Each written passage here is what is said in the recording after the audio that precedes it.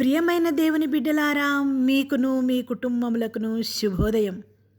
దావీదు తాళపు చెవి కలిగి ఎవడనూ వేయలేకుండా తీయువారును, ఎవడనూ తీయలేకుండా వేయువారును అయిన యేసుక్రీస్తు ప్రభువుల వారి సత్య స్వరూపయగు నామములో మీకు శుభములు కలుగునుగాక.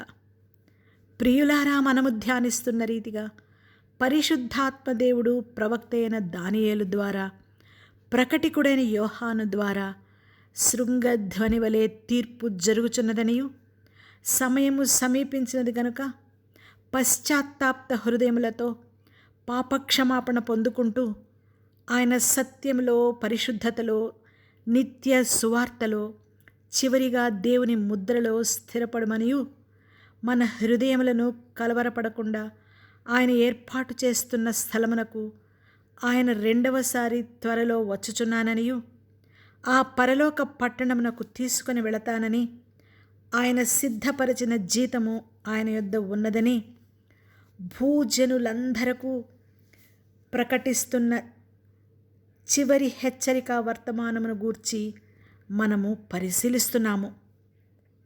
ప్రియులారా, ప్రకటన గ్రంథము 20 అధ్యాయములో ఇమిడియున్న ప్రవచనములను, సత్యములను మనము కొంత లోతుగా గ్రహించుతున్నాము. ప్రస్తుతము పరలోకమందు నీతిమంతులు ఎవరో జీవగ్రంథములో జీవాధిపతియు తండ్రి అయిన దేవునికి ప్రతి మానవునికి మధ్య ఉత్తరవాదియు మన ప్రధాన యాజకులు అయిన యేసుక్రీస్తు ప్రభువుల వారు నీతిమంతుల పేర్లు లిఖిస్తూ వారికి ఇవ్వబోచున్న జీతము పరలోక రాజ్యమును పోగొట్టుకొనిన ప్రజలకు అపవాది అనుచరులైన మూడవ వంతు దురాత్మలుగా మారిన దేవదూతలను గూర్చి విమర్శ చేయు అధికారమును, క్రీస్తు ప్రభువుతో కూడా రాజ్యము చేయు ఎనలేని ఆధిక్యతను 1000 సంవత్సరములు ఇస్తున్నారు. ఆ 1000 సంవత్సరములు గడిచే వరకు కడమ మృతులు బ్రతుకలేదు. ప్రియులారా, ఇందు మనము గ్రహించవలసిన గంభీర సత్యమేమనగా, ప్రధాన దూత శబ్దముతోనూ ఆర్భాటముతోనూ దేవుని బూరతోనూ పరలోకము నుండి ప్రభువు దిగివచ్చును. క్రీస్తునందుండి మృతులైన వారు మొదట లేతురు, అనగా అది ఏ మొదటి పునరుద్ధానములో పాలుగలవారు పరిశుద్ధులను బ్రతికియున్న నీతిమంతులను ఆయన పరలోకమునకు తీసుకొని వెళ్ళుటకు వచ్చుచున్నారు. ప్రభువు దినము ఏ విధముగా ఉంటుంది అనినా, పరిశుద్ధుడైన పేతురు వ్రాసిన 2వ పత్రిక 3వ అధ్యాయము 10 నుండి 12 వచనములలో ఈ విధముగా వర్ణిస్తున్నాడు. దేవాది దేవుడు ముందుగా తెలియజేసిన ప్రవచనములను గ్రహింపక మృగము ముద్రయందు నిలిచియుండు వారికి ప్రభువు దినము దొంగ వచ్చినట్లుగా ఉంటుంది. ఆ దినమున ఆకాశములు మహాధ్వనితో గతించిపోవును, పంచభూతములు మిక్కటమైన వేండ్రముతో లయమైపోవును, భూమియు దాని మీదనున్న కృత్యములను కాలిపోవును. ఇవన్నీ ఇట్లు లయమైపోవునవి గనుక ఆకాశములు రవులుకొని లయమైపోవునట్టియు, పంచభూతములు మహావేంద్రముతో కరిగిపోవునట్టియు దేవుని దినపు రాకడ కొరకు కనిపెట్టుచు దానిని ఆశతో అపేక్షించుచు మీరు పరిశుద్ధమైన ప్రవర్తనతోనూ భక్తితోనూ ఎంతో జాగ్రత్త గలవారై ఉండవలెను అని హెచ్చరిస్తున్నాడు. మరియు ప్రవక్త అయిన యెషయా గ్రంథము 24వ అధ్యాయములో ఈ విధముగా ప్రభువు రెండవ రాకడను గూర్చి వివరిస్తున్నాడు. భూమియు అందున్న దుష్టుల పరిస్థితిని గూర్చి ప్రవచిస్తున్నాడు. మొదటి నుండి పరిశీలిద్దాము.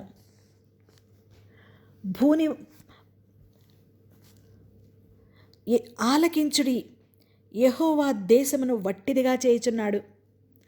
ఆయన దాని పాడుగా చేసి కల్లోలపరుచుచున్నారు. దాని నివాసులను చెదరగొట్టుచున్నారు. ప్రజలకు కలిగినట్లు యాజకులకు కలుగును, దాసులకు కలిగినట్లు వారి దాసులకు కలిగినట్లు యజమానులకు కలుగును. దాసీలకు కలిగినట్లు వారి యజమానురాండ్రకు కలుగును. కొనువారికి కలిగినట్లు అమ్మువారికి కలుగును. అప్పిచ్చువారికి కలిగినట్లు అప్పు పుచ్చుకొని వారికి కలుగును. వడ్డీకిచ్చువారికి కలిగినట్లు వడ్డీకి తీసుకొని వారికి కలుగును. దేశము కేవలము వట్టిదిగా చేయబడును అని ప్రవచిస్తున్నాడు. మరియు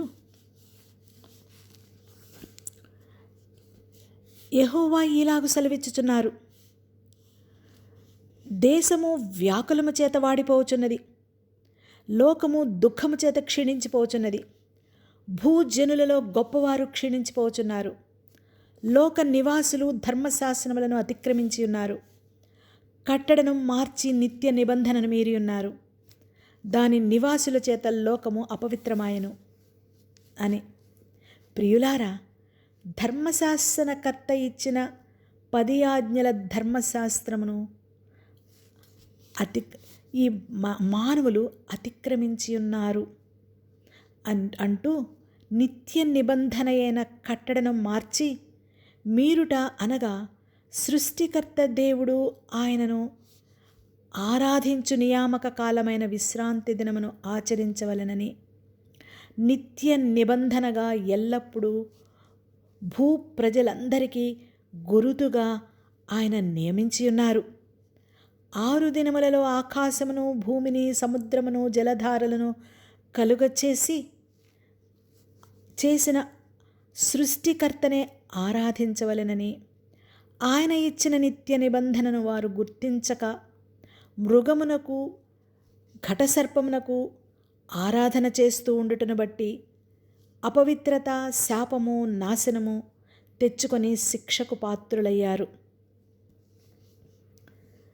ప్రియులారా, 16 నుండి 20 వచనములలో నీతిమంతునికి స్తోత్రమని భూదిగంతము నుండి సంగీతములు మనకు వినబడెను.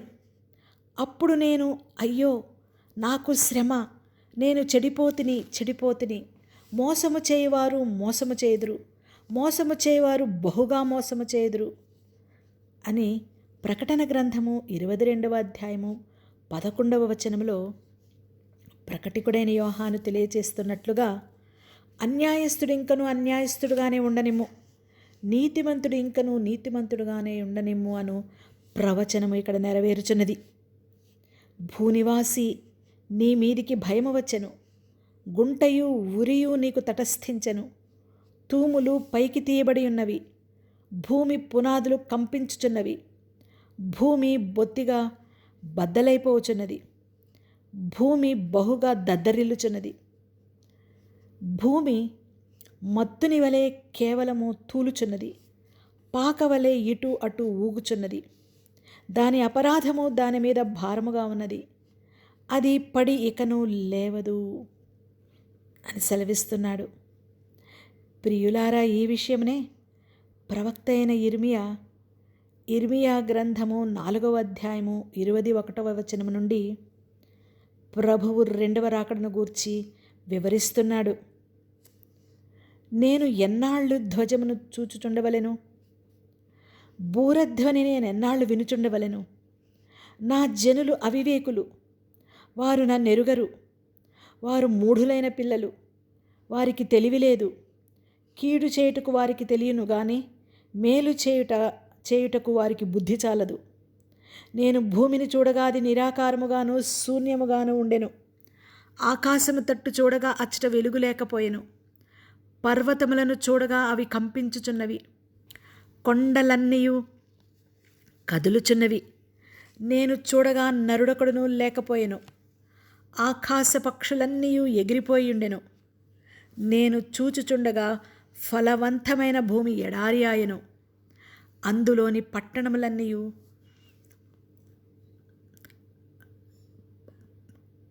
యెహోవా కోపాగ్నికి నిలువలేక ఆయన ఎదుట నుండకుండా పడగొట్టబడి ఉండెను.